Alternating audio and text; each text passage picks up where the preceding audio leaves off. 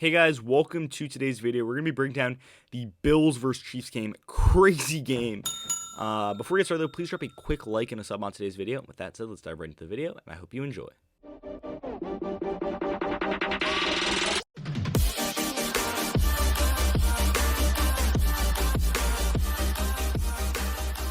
What a crazy game. The Chiefs take the win, 42-36, beating the Bills. What a ridiculous last couple minutes. I'm just gonna be reacting to it pretty much. I mean, what a fantastic game.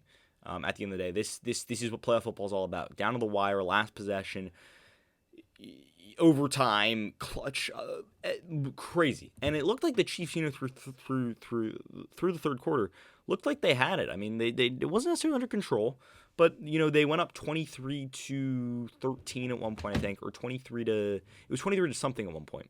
Or maybe it was 23-14 at one point. Yeah. They went up 23-14 at one point. And it looked like they had the game under control, and then out of nowhere, Josh Allen throws an absolute dart to Gabriel Davis for a 75-yard touchdown, and then from then on, it was just back and forth, touchdown. Some fantastic drives down the final stretch. Mahomes putting the Chiefs in field goal range with 13 seconds left to bring it to overtime, and then hitting Travis Kelce and Tyreek Hill and McCole Hardman late to ice the game.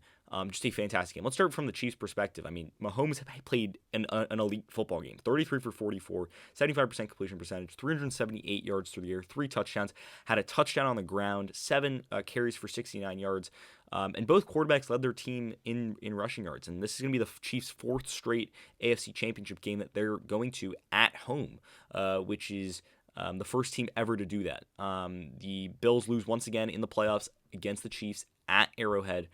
The Chiefs' ground game wasn't really there, to be honest, other than Mahomes running the football. But it was through the air that the Chiefs were able to really take control of this game. Tyreek Hill, 11 catches, 150 yards, a touchdown. Travis Kelce, the game-winning touchdown, 8 catches for 96 yards.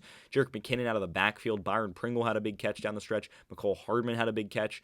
This was an offensive battle, and defensively, losing Tyrann Mathieu early in the game with a concussion was massive. The Bills were really able to exploit that.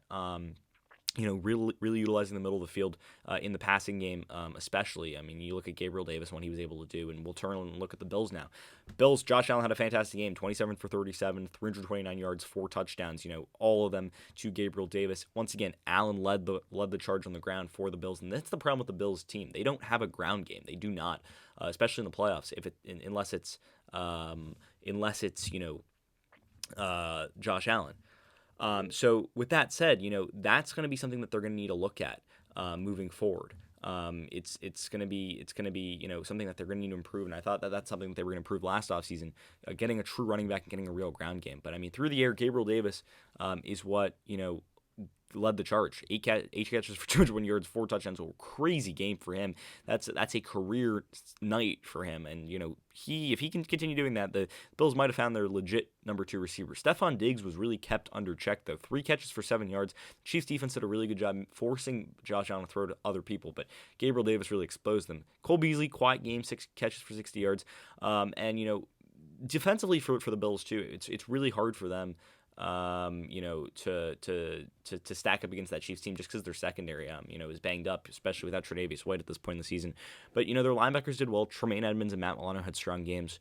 But at the end of the day, this was a crazy game down the stretch. And if you look at the numbers, I mean, there were just shy of 1,000 total yards in this game. I mean, that kind of just shows you how much. There were 974 total yards in this game, most of them through the air. I mean, just at the end of the day, the Chiefs were explosive. The Bills were explosive. It was a back-and-forth game. The Chiefs won the coin toss in overtime, and that's why they won. But, look towards next week. Chiefs play the Bengals. It's a regular season rematch. Bengals won in the regular season.